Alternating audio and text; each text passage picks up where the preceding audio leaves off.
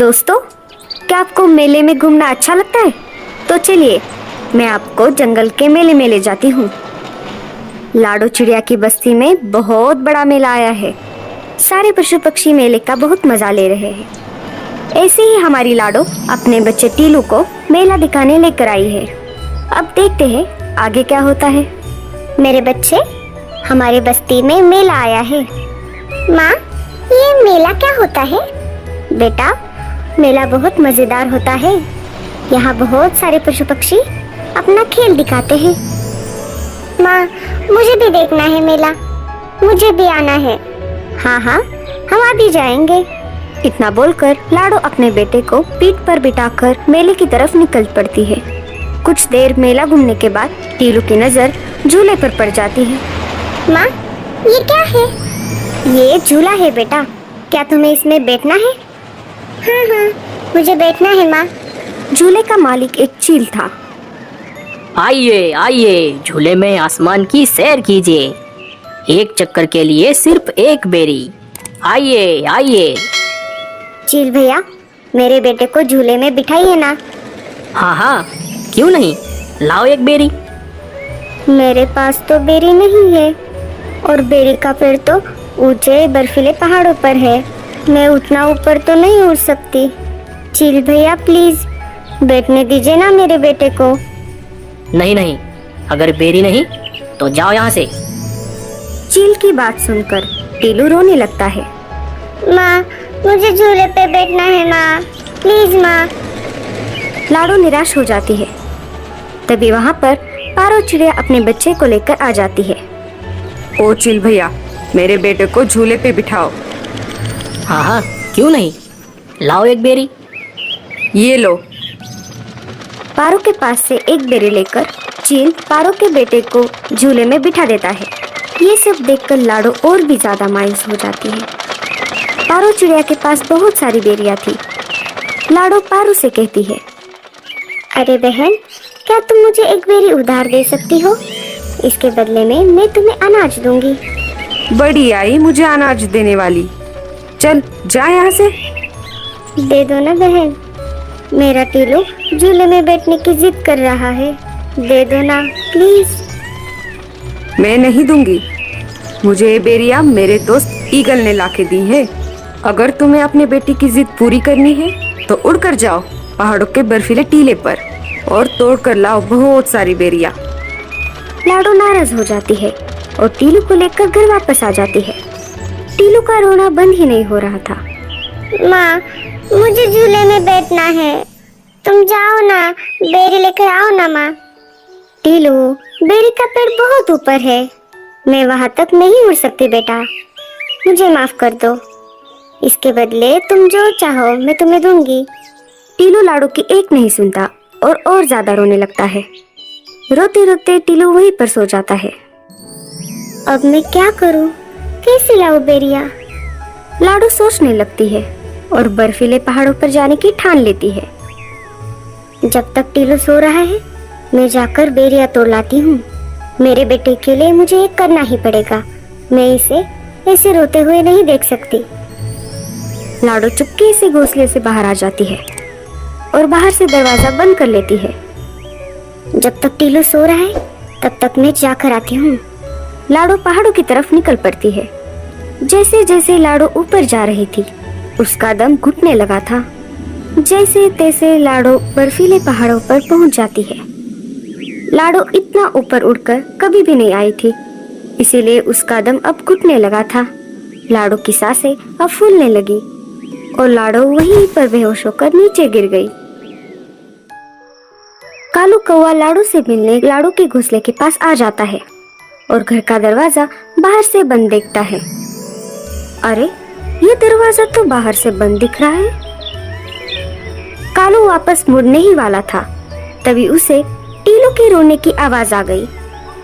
माँ, माँ तुम कहाँ हो? माँ, माँ तुम कहाँ चली गई? माँ। अरे, ये तो टीलू की आवाज लग रही है। मुझे अंदर चलकर देखना होगा। कालू दरवाजा खोलकर अंदर चला जाता है। देखता है तो लाडो अंदर नहीं होती।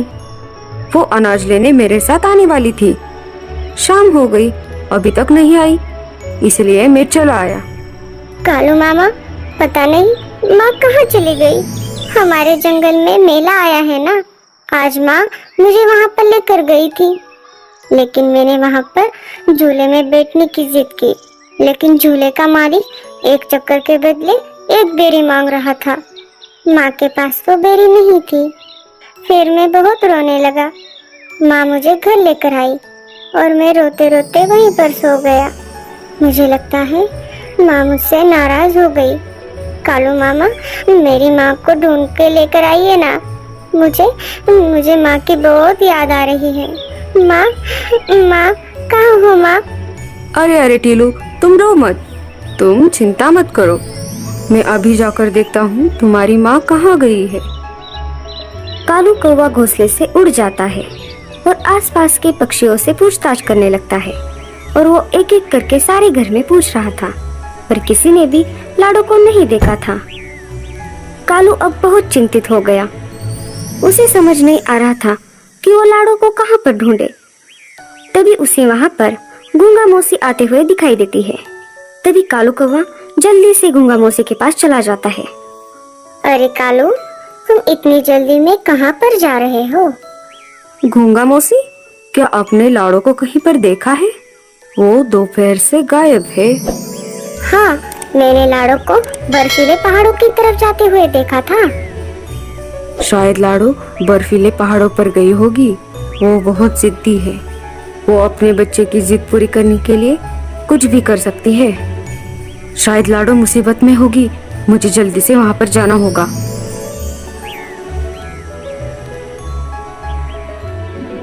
कालू कौवा जल्दी से बर्फीले पहाड़ों पर निकल पड़ता है। जैसे ही कालू कौवा बर्फीले पहाड़ पर पहुंच जाता है, वो लाडो को आवाज लगाता है, लेकिन लाडो उसे कहीं पर नहीं दिखाई देती। लाडो, लाडो, लाडो। अचानक कालू कौवे को लाडो जमीन पर पड़ी दिखाई देती है। कालू कौवा जल्दी से लाडो के पास चला जाता है। अरे लाडो, उठ जाओ। लाडो, अरे लाडो, अरे बाप रे, ये क्या हो गया? लाडो को इतनी ऊपर नहीं आना चाहिए था। शायद दम घुटने की वजह से ये बेहोश हो गई है। मुझे जल्द से जल्द एम्बुलेंस को बुलाना पड़ेगा और लाडो को उल्लू डॉक्टर के पास ले जाना पड़ेगा। कालू कौवा डॉक्टर चाचा के पास चला जाता है। डॉक्टर चाचा, अब जल्दी से एम्बुलेंस का इंतजाम कीजिए। लाडो बर्फीले पहाड़ों पर बेहोश पड़ी है। हाँ हाँ, तुम आगे चलो, मैं एम्बुलेंस लेकर तुम्हारे पीछे आ जाता हूँ। कालू आगे आगे उड़ रहा था और एम्बुलेंस पीछे पीछे आ रही थी। कालू लाडो के पास पहुंच जाता है। डॉक्टर चाचा लाडो की जांच करते हैं। कालू, लाडो चिड़िया तो सिर्फ बेहोश है, इसकी सांसें अभी भी चल रही है। जल्द से जल्द हमें इसे हॉस्पिटल में भर्ती करना होगा। एम्बुलेंस लाडो को लेकर अस्पताल की तरफ निकल पड़ती है। डॉक्टर चाचा लाडो को कुछ दवाई पिला देते हैं। थोड़ी देर बाद लाडो चिड़िया होश में आ जाती है। लाडो, तुम बहुत जिद्दी हो।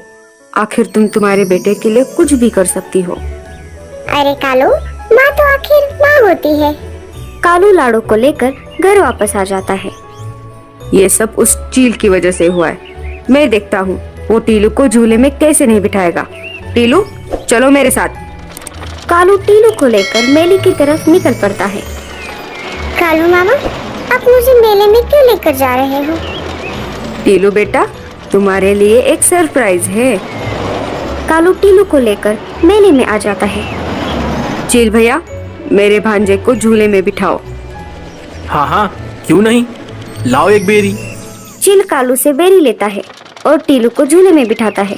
तब तक लाडो वहाँ पर आ जाती है। टीलू को झूले में बैठता हुआ देखकर लाडो बहुत ज्यादा खुश हो जाती है। लाडो कालू के पास चली जाती है। कालू भैया, ये कैसे हो गया? अरे लाडो, ये कितना आसान था। जब मैंने तुम्हें एम्बुलेंस में बिठाया, वापस आते समय मैंने 4-5 बेरियां तोड़ ली। मुझे तुम्हारे चेहरे पे खुशी देखनी थी। कालू भैया, आपका बहुत ज्यादा शुक्रिया। आपने मेरे टीलू बेटे के लिए इतना कुछ किया और मेरी जान भी बचाई। हाँ हाँ, बस कर पगली, अब रुलाएगी क्या? हमें इस कहानी से ये सीख मिलती है कि माँ अपने बच्चों के लिए कुछ भी कर सकती है। तो इसलिए हमें अपनी माँ का ख्याल रखना चाहिए। और माँ तो आखिर माँ ही होती है। और आप अपनी माँ से कितना प्यार करते हैं हमें कमेंट्स में जरूर बताना।